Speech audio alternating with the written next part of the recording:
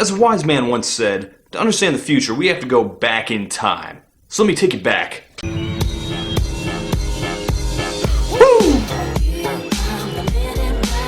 The year is 1997, and rapper/actor Will Smith, already white hot off the success of Independence Day the year before, cements his superstar status with the sci-fi action comedy Men in Black. That film becomes the biggest hit of the summer as moviegoers flock to go see the crowd-pleasing heroics of a faceless government bureaucracy with zero accountability or transparency, preventing humanity from making vast breakthroughs in our understanding of science and the universe. Jeez, where's WikiLeaks when you need them? In addition to the movie, Will Smith relaunches his then sidelined rap career by performing a theme song to the movie, which will also become inescapably huge that summer and give him the momentum to make his solo music career a smash success for years to come.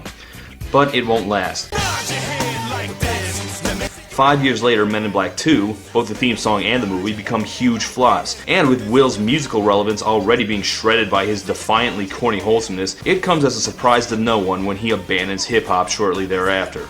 Flash forward to 2012, where Will Smith is putting together the long overdue third movie in the Men in Black franchise. Smith, now a 43-year-old man who hasn't rapped in nearly a decade, is clearly no longer a suitable candidate to write a promotional theme song.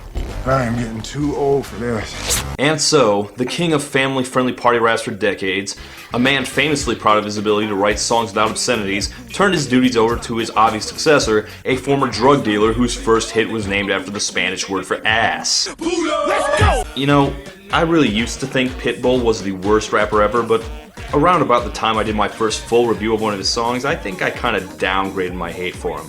Pitbull is harmless. He's not good, but there are worse things out there than his brand of stupid party music. And really, he kind of makes sense as a replacement for Will Smith because at some point, there became absolutely nothing threatening about him. I gotta admit, when I found out Pitbull was doing the new Men in Black theme, I honestly got pretty excited for it. So, old and busted, new hotness. And there were a lot of reasons I was looking forward to this. Soundtrack hits, you know, they used to be a big thing, and they were a lot of fun, damn it. And we just don't have them anymore, possibly because of the decline of album sales. Putting together a soundtrack just doesn't make any sense. I guess there are still hit songs from movies, but I can't think of any in the past 10 years that's really tied with the movie it came from. You can't hear Danger Zone without thinking of Top Gun, but Bring Me to Life doesn't make me think of Daredevil, and It Will Rain doesn't make me think of Breaking Dawn. So I was actually looking forward to a real movie theme hit, and with both Men in Black 3 and Pitbull's theme for it doing far better than I expected them to, I figured we should take a look. Now, fitting with Men in Black 3's time travel motif, its theme song is entitled Back in Time, apparently because Pitbull was unaware that a much better time travel movie already stole that title. But regardless, when I finally listened to it, I can only say that my heart filled with delight, because ladies and gentlemen, this song met all my expectations for it. In that it is a complete and utter disaster. In fact, it might be the worst possible theme song for a Men in Black movie conceivable by the human mind. It's a total failure as a pop single, as a rap single, as a theme song, as a promotional time for Men in Black 3. Really, I don't even know where to start. It's Mr. Worldwide. Well, I guess a good place to start would be with the sample. You're gonna send me back to 1969. Now, since the bulk of Men in Black 3 takes place in 1969, surely we can pull up some of the late 60s vibe. Maybe some Jimi Hendrix, a little Velvet Underground, or some Rolling Stones. Back in time.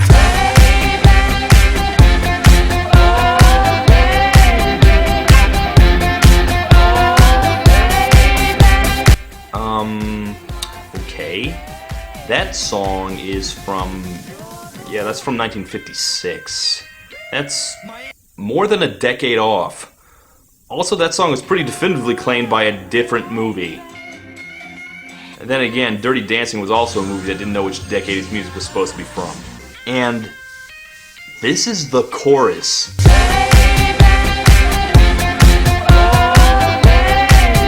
And it plays over and over again, you hear it over again, and they didn't change any of the words. They just plopped the sample right in there.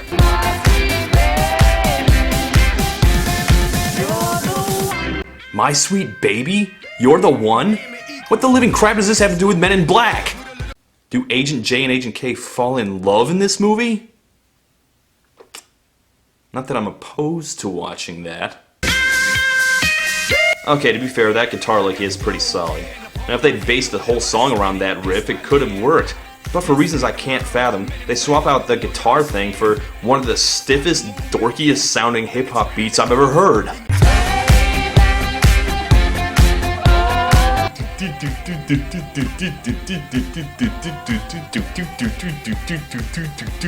So, the beat sucks, the chorus sucks, and holy crap, we haven't even gotten to Pitbull yet! Excuse me, baby. No, yeah, you baby. Back. Oh, you groovy, baby.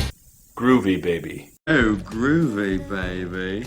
Okay, already this song is doing nothing but reminding me of movies that aren't Men in Black. And when the chorus is this ridiculously irrelevant, Pitbull is gonna have to make up for it in his lyrics, and he's already behind. But that was just the intro. Let's see what he does in the verses. Miami equals. Stop. Time out. One word in, and we're already wrong. Men in Black doesn't go anywhere near Miami. It stays pretty confined to New York. I think you may be thinking of a different Will Smith song, Pitbull. Okay, great. I know you got a rep for your hometown, Pit, but get back on track here. Miami equals black mask, black gloves. Stop! Black masks? The MIB aren't bank robbers, Pitbull. They don't wear masks. They never wore masks. And Miami equals Black suits, white shirts. I'm pretty sure black masks and suits aren't appropriate clothing for Miami either. What the hell are you talking about? Rap about Men in Black, damn it! Go get a move and shake a culture. Bury a border, record breaker, won't you? Right, that's about you. I'm trying to make $1 billion out of 15 cents. Understand, understood. I'm Also about you. give credit where credit is due. Don't you know that I don't give a number two? And that's a poop joke. Does this song even mention aliens, flying saucers, laser guns, flashy thingies? Pitbull, please demonstrate that you know more than absolute jack squat about what you're rapping about. This song just screams, I don't care about these movies. Hell, it literally screams that. I don't give a number two. It stops the song in midstream so that Pitbull can scream a euphemism for shit. As in, this song doesn't know these movies worth a Number two. Okay, I guess it does mention the movies a little. He does mention the main characters. Agent J or Agent K. Apparently he's even an agent now. Mr. Worldwide, Agent A, reporting live. Agent A? Your name begins... Okay, I guess that's after his real name, Armando. I guess he didn't want to be Agent P because, you know, let's preempt the obvious toilet humor, right? Number two. Right? I got the globe, yeah, in the palm of my hand. Wherever I spin it, that's where I land. It's nice that you've traveled around the world, Pitbull, but you're not writing an Indiana Jones theme. Like, the Men in Black, they basically stay in New York. There's 3 movies and they don't generally leave New York. Men in Black, I know you understand. Yeah, I understand. Do you understand? Men in Black is not about you, Pitbull. I mean, this is exactly why the studios rejected your James Bond theme. Mr. 305, Mr. Worldwide, Pitbull, I'm Pitbull. Also, James Bond or something. No. Maybe I'm just not listening closely enough. Maybe this song actually is about Men in Black and I'm just not thinking about it hard enough. Let me see. Don't you know that I don't give a number two? Okay, that's a reference to the toilet scene in Men in Black 2, right? Flushed. Miami equals. Well, they go to Cape Canaveral in the 3rd one. That's in Florida. It's close. See, it's getting there. Stop the movement. They can try if they want to. Ignorar los latinos, sí. They can try if they want to. Okay, we're gonna have to ignore the duplicate rhyme there. But you see, this also has to do with Men in Black. See, that translates as... Stop the movement. They can try if they want to. Ignorar los latinos, sí. They can try if they want to. So this song is about the growing power of the Latino demographic. Okay, I got it. I got this one. Okay, so you think, what's the very first scene of Men in Black? Silencio. Déjame hablar. It's a bunch of Mexicans being caught trying to cross the border illegally, and then the Men in Black step in and let them all go, except the one that's an interplanetary lizard monster. You fellas can hit the road. Keep on protecting us from the dangerous aliens. See, with that line, they even mock the INS agents as unnecessary and useless, making the specific comparison between the legitimately dangerous extraterrestrials and the benign, hard-working immigrants. Really, the entire franchise is a defense of the Latino American community. It all makes sense now! What the hell am I talking about? What's the relevance of any of this? What do any of these words mean? They mean precisely dick. Okay, well, if this song is a failure as a Men in Black theme, does it work on its own? Maybe I can just buy it as yet another single where Pitbull raps about how much money he makes, with a couple weird Men in Black references thrown in there for who knows why. I mean, Pitbull can at least do that properly, right? Despite a big loss, I bet it all. Hip-hop bland against the world, Ray Charles. Oh. Okay, we're still doing this, huh? I'd kind of hoped this was dead. See, this is a style of hip-hop lyric writing where you say a line, and then you add a word or phrase after it that's vaguely related to the previous sentence. I've heard it called punchline rap, which is a misnomer because it's not funny. And I've also heard it called hashtag rap after Twitter hashtags, but that doesn't make any sense either because Twitter doesn't work like that. No one tweets, "Finding out I had herpes was quite a shock, hashtag Pikachu." Anytime anyone uses this style of rap, they're admitting, I thought I had a setup for a joke here, but I couldn't put it together, so I'm just gonna drop all the words in a wet flop in front of you and let you figure it out. Also, I thought pretty much everyone agreed to stop doing that 2 years ago, so yeah, Pitbull, I guess you really are taking us back in time. No, I don't think it was too much to ask that a Men in Black song be about Men in Black. But then again, maybe a new theme song for Men in Black 3 could never have worked. Maybe Men in Black was a franchise that could only ever sustain one song. That first one pretty much covered everything. I mean, do you remember the theme song from Ghostbusters 2? Of course you don't. You only need one song about Ghostbusters, and it's called Ghostbusters. As for what Pitbull wrote, there is no way this could be any worse than it already is.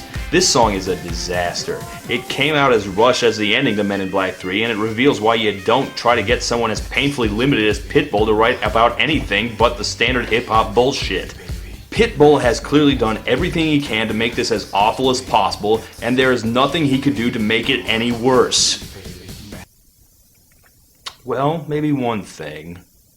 Did someone say dubstep?